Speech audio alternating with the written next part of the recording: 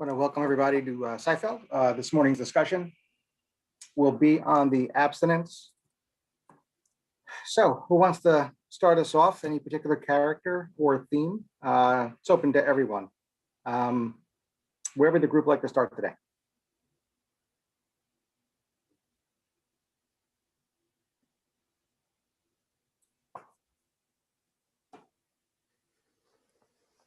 How about we just pick a character?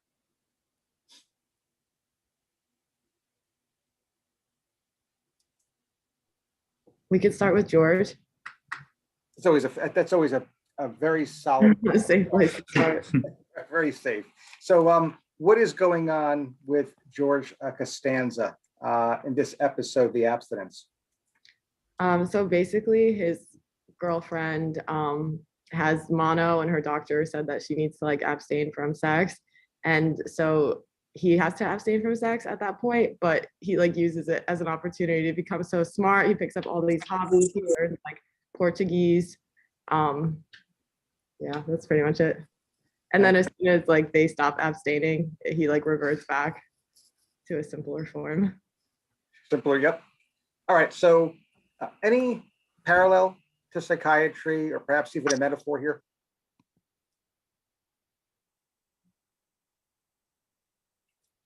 Is there a condition, is there an experience where an individual might be focused on one thing? Oh yeah, he's kind of manic.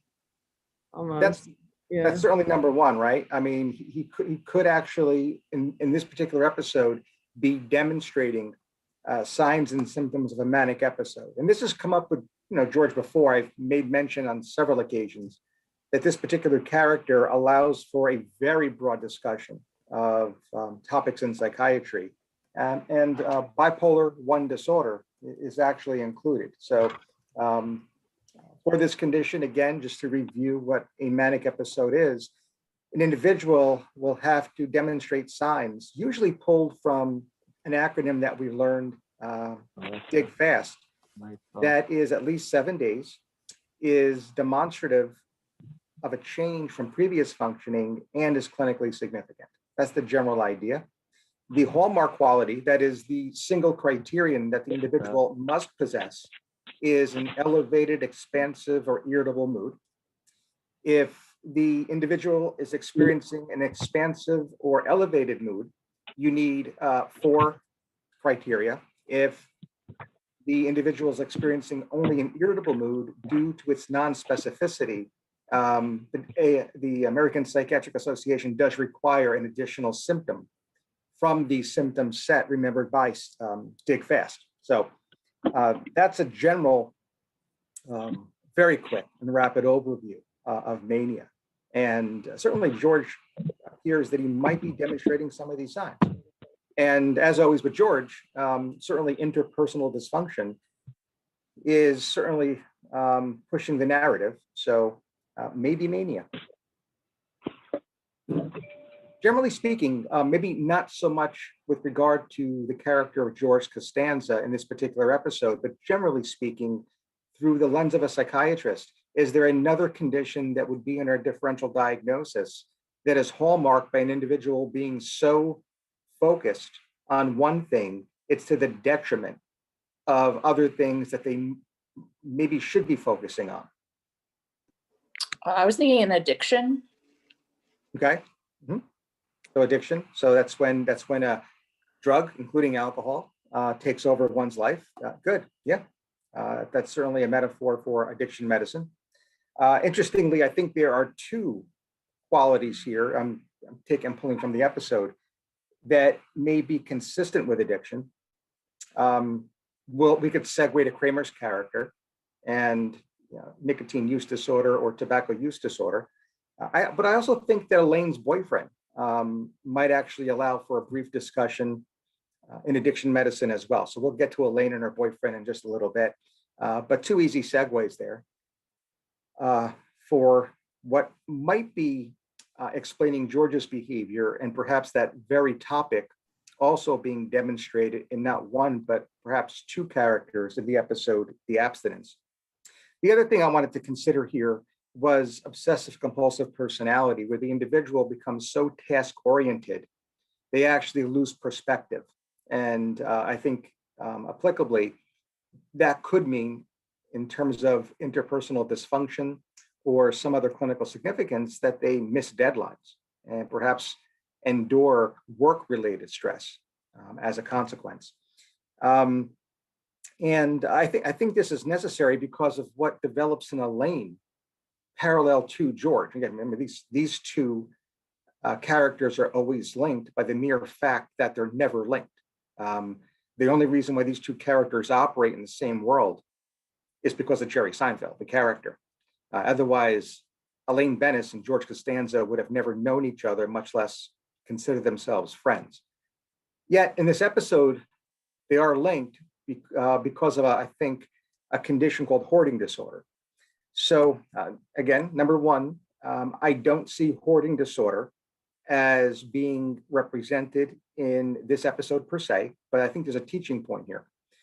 Number one is that George changes who he is a different person, quote unquote, as a result of that part of his brain, this is described by Jerry, being alleviated so that the drain can actually drain appropriately. And Elaine, on the other hand, has the opposite effect with regard to that, as I think her faucet is turned on. And when you think about it in those terms, they are metaphors for the two subtypes of hoarding disorder. Is it the problem of accumulation, or is it the problem of discarding? Is the faucet turned on too much, or is the drain plugged?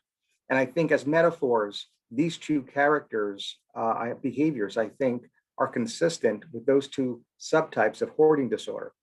Hoarding disorder, previous to 2013, was pretty much embedded in the condition of obsessive compulsive personality disorder.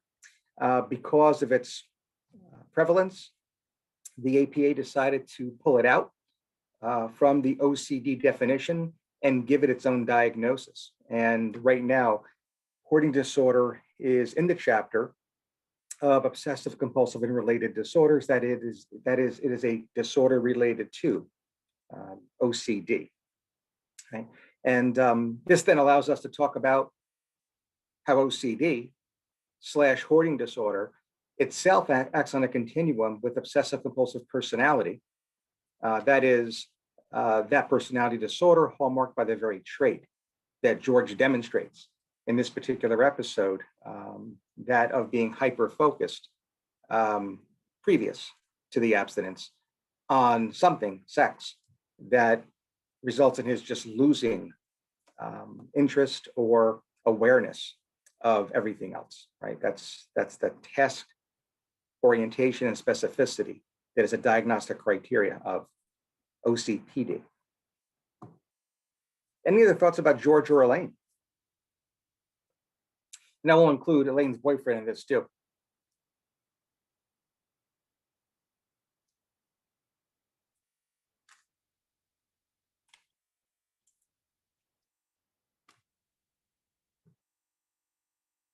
I want to focus primarily on her helping her boyfriend study for what appears to be step 3. Right. So there is a question that is asked. We don't hear the question. We hear her boyfriend's answer as being metabolic acidosis. It's an acid-base disturbance. And she corrects him with the answer of hypokalemia. So just a quick review of conditions that can result in both metabolic acidosis and hypokalemia reveals a couple that the psychiatrist should know about. Any guesses? Because maybe if Larry David rewound just a little bit and included the actual question, it may have been a question in psychiatry. Well, there's 2 that I want you to know about. Certainly, the lithium effects can result in a metabolic acidosis with hypokalemia. So that could be a side effect of lithium, which itself then partners with or links to the identified mania in George Costanza in this episode. And the other one are the eating disorders that include binging and purging. So certainly anorexia nervosa, but bulimia nervosa as well. So bulimia, nervosa, eating disorders can result in both metabolic acidosis as well as hypokalemia. I'll go ahead and post the differential diagnosis on Instagram later today, but there's two conditions I wanted you to know about. The other one that comes up is rickets, can cause both. And I think at first glance, rickets would not be something that would be considered to be part of a psychiatrist's interest. However, that's not true. So that's a teaser. I'm not going to give it to you right now as to why rickets would be a focus in psychiatry. But I'll give you further hints and disclose the answer when we have our next session. All right, so that takes us through. Oh, yeah, the other thing I wanted to briefly mention before I leave this kind of triad, George Costanza, Elaine, and Elaine's boyfriend. I do see a couple of things with regard to her boyfriend beyond his studying for step 3. Number one is that as soon as he passes the test, he breaks up with Elaine. He idealizes her during the time they're going out and quickly devalues her. And while I think there's other components that are playing a role here, because biopsychosocial factors always play a role in not only predisposing to, but the precipitation of behavior, in this case, breakup behavior. The one thing I wanted to focus on is this idea of quickly shifting from idealization to devaluation, which we see in this character, and whether or not he has a condition of borderline personality disorder, right? Whether he's a splitter. The other thing as well, with regard to what might lead to such abrupt affect, right? Idealization, devaluation, in the differential with splitting and borderline personality is, of course, drug use. We always have to consider drugs, even when we look into maladaptive personality traits, as demonstrated in this character. And if he's studying the way he's studying, and he has the abrupt change in behavior that we see, that quick shift that we see, it may not be due to splitting. Maybe splitting is just a predisposing factor, but maybe the precipitant was his use of drugs, right? There are cognitive enhancers, stimulants, that students can abuse when studying for tests like step 3. So that's another consideration in our differential diagnosis, in as much as substance use disorder, and therefore a substance-induced mental disorder, must always be high in our differential diagnosis. All right, so that takes us through those characters. Any other observations? We're about halfway through here this morning. Any other observations with regard to the abstinence? I think you briefly mentioned it earlier, but tobacco use disorder. I forget what the character's name is, but he was like excessively using tobacco products, and it caused like premature aging. So. Yeah, in Kramer, not only does he demonstrate tobacco use disorder, but in a larger context, Kramer always kind of pushes this notion of cross addiction. We know in previous as well as subsequent episodes that there are other behaviors that would fall in the addiction disorders chapter that Kramer demonstrates for us. And in this particular episode, it just so happens to be tobacco use disorder.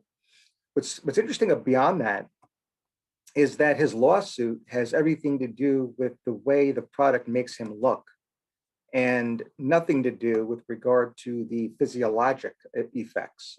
First and foremost, because he doesn't demonstrate any, but even knowledge of those risk factors of heart disease and lung cancer are not part of the lawsuit. So in that way, I think Kramer's thinking is regressed. Certainly, probably, well, definitely before abstract operations with regard to the Piaget step theory. So he's regressed, and I'm not sure why, but it's reflected in the reason for his lawsuit. It's everything to do with physical appearance and nothing to do with the actual physiologic consequences of cigarette smoke or tobacco, or nicotine for that matter. Any other observations with Kramer?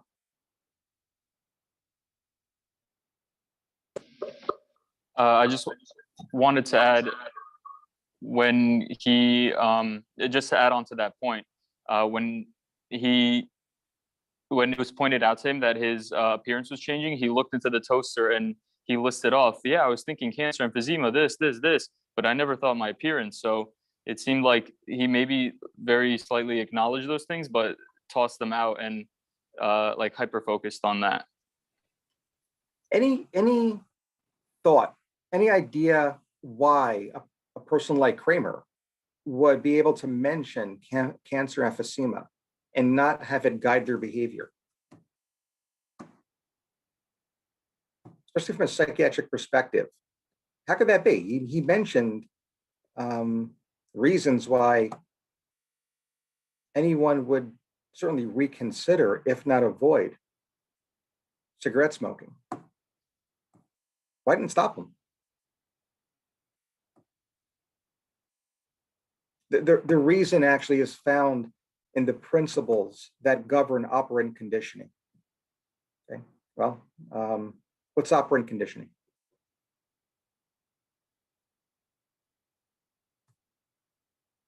Operant conditioning is learning by consequences. Behaviors that are reinforced will strengthen. Behaviors that are punished will weaken. So Kramer smokes. He has something happen, hypothetically, that results in his no longer smoking. Whatever happened must have then been a punishment, because only punishment weakens behavior. Again, on the contrary, anything that reinforces will strengthen that behavior, such as cigarette smoking. Kramer has knowledge of emphysema and cancer. Why doesn't operant conditioning work here? The reason why is the temporal relationship between the punishment and the behavior. If emphysema is something that Kramer will actually be diagnosed with when he is 60, 20 years later, that is way too long an interval to allow the punishment to result in behavioral change. So one of the aspects of operant conditioning is the temporal relationship between the behavior and the reinforcer / punishment. The sequelae of cigarette smoking takes place decades later, because if it took place minutes after smoking, even adolescents would quit, but it doesn't. Right, so operant conditioning, and more specifically with regard to why it doesn't work in this particular episode, why it doesn't work in general when it comes to cigarette smoking, has everything to do with the time between the behavior and the punishment. What's classical conditioning? Now, I know some of you guys, after hearing me use the word operant this morning, had to have just searched classical conditioning, knowing that I would probably go there. Some of you who had that thought and may not be in front of a computer that would allow you to do it, probably are saying things behind your mask right now that I don't want to hear. Any guess? Classical conditioning. Classical conditioning. Can you hear me? Mm-hmm. You're good. Classical conditioning is training of a trained response to an unfamiliar stimulus, like as if like Pavlov's dog, he has a natural response to food, which is salivating, but you trained it to him to have that same response to a bell by ringing a bell every time he sees food. Exactly right. That kind of stuff. Good. Yep. Where operant conditioning is learning by consequences, classical conditioning is learning by association. Good job. That's exactly right. Well, that's your psychology, or at least learning theory 101 this morning. Any other thoughts about this particular episode of Seinfeld? Any other characters in the Abstinence that you want to discuss this morning? There were certain elements of Kramer that seemed kind of histrionic, although I don't think he would totally fit that, but like his like emotions that were kind of about serious things were very like theatrical, about like thinking he could have had other illnesses and being like very excited about this billboard. And like, you know, that was more important than the lawsuit. I don't know. Mhm. And, you know, and when we think of personality disorder, we have to think, among other things, about two major factors. Number one, is it pervasive? That is, at any one point in time, and I don't mean right here, right now specifically, but certainly with regard to the last several weeks to months, at any one point in time, is it pervasive? Does it cross social settings? And number two, is it stable over time? And for Kramer, with regard to your observation, with this very dramatic way he presents himself, it is very stable over time. For those of you who do watch the situational comedy, you know that every time, about 90+% of the time, he enters Jerry's apartment, it's very theatrical and it draws attention to himself. And if the motivation is because he needs to be the center of attention, this idea of interpreting your observation as a histrionic behavior, rule out histrionic personality disorder, is not off base. I mean, this is something that if it became clinically significant, would be very high in the differential diagnosis. Mhm. Remember, individuals with this condition need to be the center of attention. And the way they ensure that is either verbally or non-verbally. So individuals may opt to go nonverbal, and this certainly is largely influenced subconsciously, where dramatic entrances is a means of nonverbal communication to ensure that whoever is in the room they're entering will stop whatever they are doing and then focus on the individual who just entered, right? The grand entrance. Of course, they could do it verbally as well, or in any combination. Coming up to the bottom of the hour, any last minute observations or topics you'd like to talk about related to the abstinence?